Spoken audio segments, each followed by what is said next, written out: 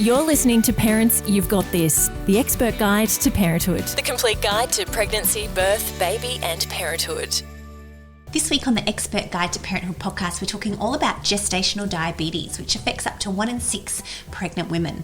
We're welcoming back our obstetrician expert, Dr. PJ, back into the chair to talk about this topic. Dr. Peter Jurcevic is an obstetrician and gynaecologist with more than 28 years' experience. He is the Australian pioneer of the maternally assisted caesarean and specialises in high-risk and patient-centred care. Thank you so much, Pete, for joining us back in the podcast chair today. Now, this topic is one that is more and more relevant to more and more women. Can you tell us, please, what is gestational diabetes? So gestational diabetes is diabetes specific to pregnancy, and it's where throughout the pregnancy, either from an early onset or more predictably around the third trimester, the latter third of the pregnancy, you have an inability to properly process the amount of sugar that you're ingesting, and as a result of that you have elevated levels of sugar in your system, which can have some consequences to your own general health, but also potentially to the baby's health as a result of their exposure. At what stage of the pregnancy do women generally find out that they've got gestational diabetes? Sure. So traditionally we would do a glucose test, commonly the glucose tolerance test, at the start of the third trimester, so around the 26th week of the pregnancy. Now there are some women who will have conveyed risk factors, and we would look at those risk factors and determine whether or not we would want to do a test earlier, and sometimes even as early as the 14th to the 16th week of the pregnancy. Examples of risk factors would be a family history, your body BMI, a previous history of having had gestational diabetes and a prior pregnancy, to name but a few. Can it be caused by diet and lifestyle, Pete, or is it the pre-existing factors that are the main cause? I think it's fair to say that no one knows exactly why women get gestational diabetes. Certainly in my generational lifetime of practicing obstetrics and delivering babies, it used to be taught to me many years ago that the incidence was about 2% for a pregnancy, so 1 in 50 women. And then you fast forward to 2024 and we have rates in certain cohorts of individuals as high as 25%. That's 1 in 4 women with a certain demographic who have the diagnosis. And we can look at certain risk factors, as I alluded to before. So if your BMI is up, and we are noticing increasing BMIs in the women we're looking after, we're seeing an increase in the maternal age for women having their children, either as a first or subsequent child, and that does convey a risk factor. Once again, family history. And there's certainly a component of it that's probably related to the multicultural intake in Australia. And there is this presumption that if you have come from a certain culture with a certain diet and you come into Australia where potentially you might be changing your dietary exposures, that might be then affecting the diagnosis.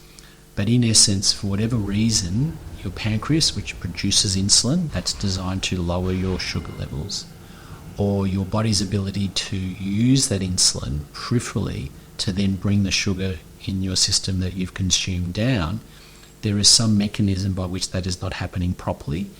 And whatever is the instigating reason, whether it be genetic or otherwise, we're not quite sure, but nonetheless we're seeing these rates rise, and dare I say exponentially. And so what are some of the signs and symptoms of gestational diabetes? So I would say in the vast majority, if not pretty much all, there will be not a single symptom nor a sign. Oh, wow. So yes, you may have the risk factors, the past history, or if your BMI is up, you might have a history of polycystic ovaries. But at the end of the day, a lot of the time you'll feel completely normal. You won't necessarily be any thirstier. You won't be passing more urine. Some of the known signs of having diabetes when you're not pregnant, we call polyuria, polydipsia, and it will only be the test, whether it be the glucose tolerance test, the formal test that we do, or perhaps you're doing some home sugar monitoring, and there is a technique by which you do that, and you're monitoring your sugars before or after meals, first thing in the morning, and the numbers are above our cut-off points, and we go, you must have that diagnosis.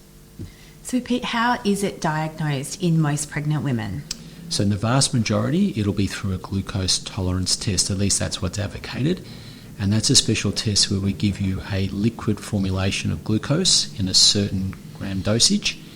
You drink that fasted, so you could have water before it, but you wouldn't have had any food, at least within 6 hours. and then we do a baseline blood test, and then over the next 2 hours, a blood test to look at the response of your body.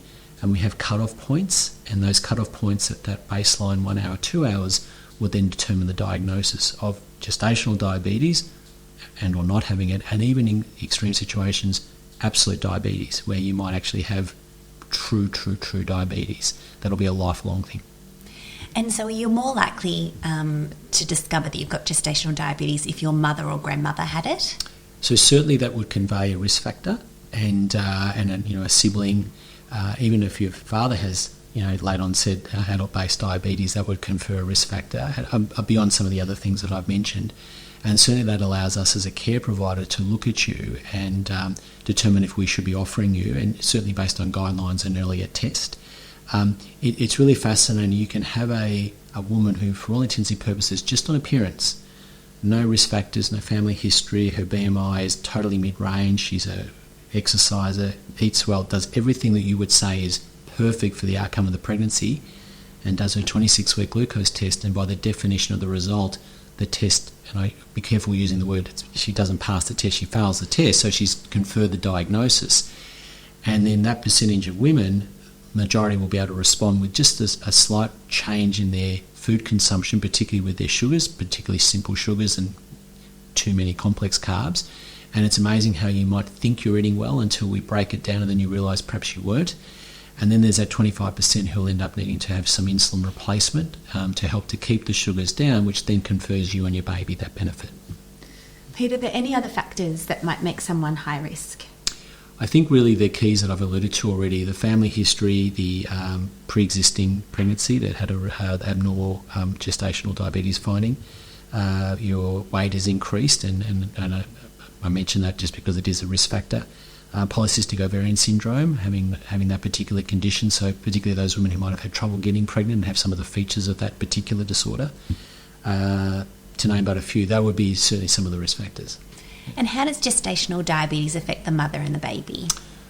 As a general rule, during the confines of the pregnancy, and if we were to say diagnose it around that maximum hormone load leading into this presumption that you've got all these placental hormones, which are in some respects designed to promote sugar in your system, which is necessary fuel for you and the baby, so that's good.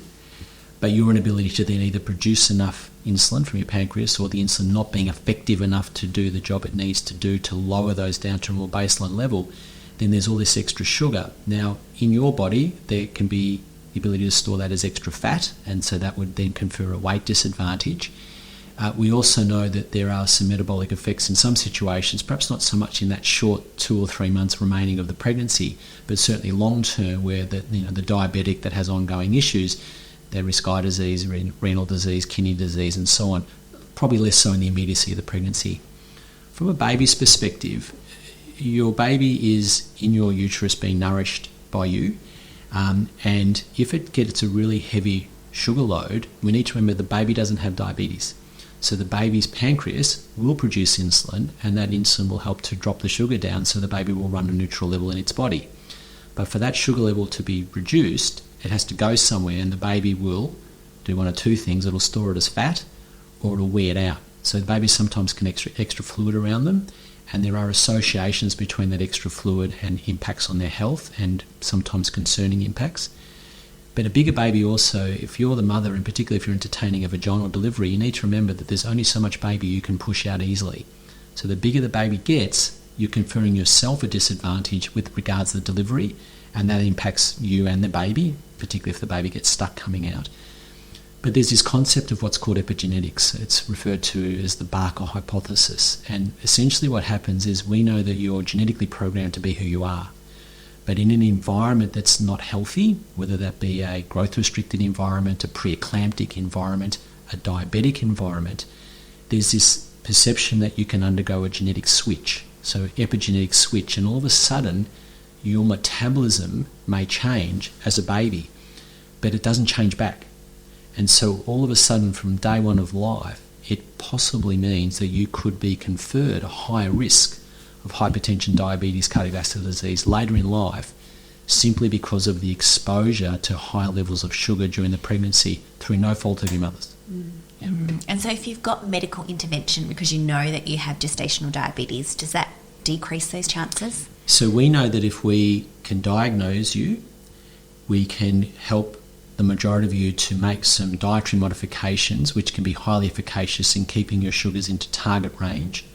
Or if we give you insulin replacement, to then either use that as a meal-based replacement or as an overnight replacement to keep the sugars overnight better so they're not high in the morning, then that would confer a neutral amount of sugar in your system, and therefore the baby's getting a neutral amount of sugar, which presumes it's metabolically unchallenged. So we absolutely can confer a pregnancy advantage to you and the baby by instigating these measures. And it's really important. This is no one's fault. It's not your fault if you have a risk factor, and it's not your fault if you get diabetes. It's just your body's inability to be able to manage the sugar load. And then the question will be how you can then manage that load. And generally speaking, it's the ingestion of sugar. What's really interesting is that we can have presumptions of what's healthy eating, but when we break it down with the dietitian's involvement, it's amazing how quickly you realise that, well, in actual fact, maybe that isn't healthy eating. A classic example is that the daily recommendation of sugar in teaspoon elements is about 7 teaspoons. That's the amount that we recommend a person, pregnant or otherwise, should have. But we know in Australia the average is 15. Wow. So most people, male and female, are having double the amount of sugar they should be having any day. And it's interesting, you might say, well, I just had a sugary apple juice. Well, that's full of sugar. I just had a healthy meal, was just some meat and vegetables, and it had a little sauce accompaniment. Well, that's full of sugar. Fruit is excellent, the fibre components, the vitamins, etc., but there's a lot of sugar in it. Rice is just rice, but it's a complex carbohydrate with a high glucose index. Pasta, potatoes, etc. So sometimes when people really break down their consumables, you might even think, I just had some yogurt and granola for breakfast. You've just had your daily intake of sugar in one meal, and you haven't even had your snacks and your lunch and your dinner. So it is amazing how you can make a demonstrable difference just by some healthy eating choices. And the great thing about it is it's just healthy eating. That's what's so lovely about it. It's just healthy eating. And then for those of you, if it doesn't work, and again, through no fault of your own, just the inability of your insulin production, insulin usage to be able to get those sugars down, then we can medicate that. Yeah. And do they think, Pete, that it's better to get the baby out, as in once it's out and it can manage its own sugar levels, I guess, without having a gestational diabetes incubator? How is it better in or out? Like, are these babies induced? You'll be pleased to know that our mindset on that answer has changed demonstrably over recent years. And so if I have a woman who's gestational diabetic by diagnosis, diet controlled with rigid good control, like her sugars are as normal as a non-pregnant person, as a woman who doesn't have gestational diabetes, I would treat that as a normal pregnancy. Go overdue, be induced for any other reason. For a woman who's on insulin, low aliquot amounts, good control, but needs some insulin, I would treat that as a near normal pregnancy, and certainly would be advocating to go to full term at the very least before considering induction.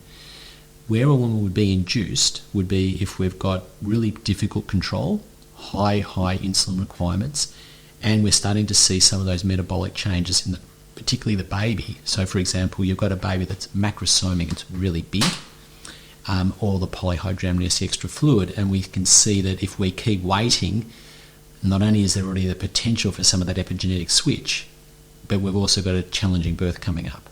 And in that situation, we would advocate for delivery by whatever method means, and then we'll be watching that baby in the first 24 hours of life to make sure that its sugars don't plummet dramatically, because it's so full of insulin, and we just cut off the food supply, the umbilical cord, it's going to need a lot of food replacement so it doesn't have really low sugars until it can then neutralise and normalise.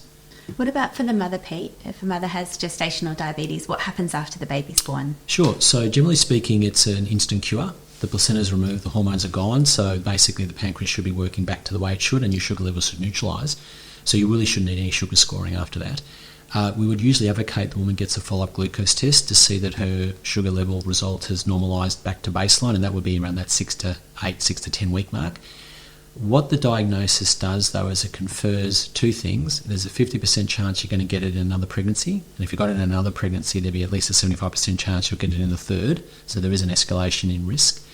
But it also gives you a lifelong risk of having non-insulin type 2 diabetes, and that's up to 50%. And I often say to women in a really positive way, use this as an opportunity to reset.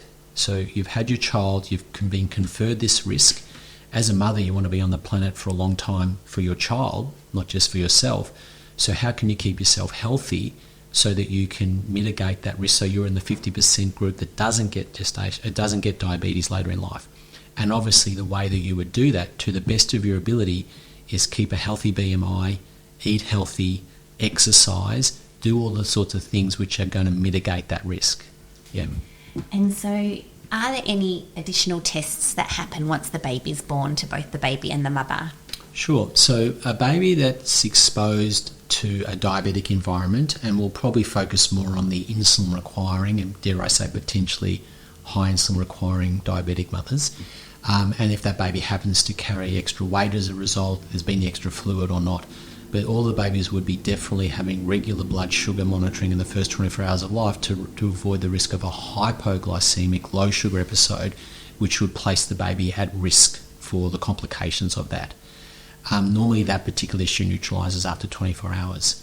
Some of these babies can be born with a little bit of an increase in their blood volume or blood count, and that's just a feature of how their body responds to the diabetes. And that can then lead to the risk of them getting jaundiced afterwards. And so if they're being delivered a bit early and or they have that problem or both, and there are other risk factors for jaundice, and they can be jaundiced, and that jaundice might require some light phototherapy to help to neutralise that, to protect them and their brain from the consequences of really severe jaundice, which is pretty rare now in Australia. They would really be the only things that would be done in addition outside of a baby that was born. And if it was particularly premature or may have been delivered by a caesarean section and just doesn't quite have that really good first few breaths in those first few hours of life, a little bit more fluid retention, and just might need that little bit of respiratory support. So there are some conferred disadvantages to the baby, but again, this acknowledgement that the risks don't go from here to here. We're talking risks going up a little bit, and so we would advocate for delivery in a hospital and having that sort of supervisory paediatric or midwifery sort of support afterwards. Fantastic, Pete. Thank you so much for sharing your information and expertise today, which is helping so many people. We are very lucky to have you on the Parents You've Got This expert team. You've been listening to the Expert Guide to Parenthood podcast. Never forget, parents, you've got this. Join a Parents You've Got This masterclass today to be prepared, excited and educated for pregnancy, birth, baby and parenthood. Visit www.parentsyouvegotthis.com.au and sign up for a masterclass today.